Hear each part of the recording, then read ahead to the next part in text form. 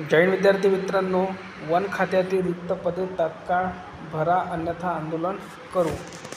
One विभागात वनसेवकापदाच्या 12,991 जागा भरण्याबाबत 5 डिसेंबर 2024 रोजी मंत्रिमंडळाच्या बैठकीत निर्णय झाला होता. त्यासोबतच वनरक्षकाची 1,500 पदे भरण्याबाबत वनमंत्री गणेश नाईक यांनी आश्वासन दिले होते. मात्र 4 महिने उलटूनही पदभरती केली जात नाही.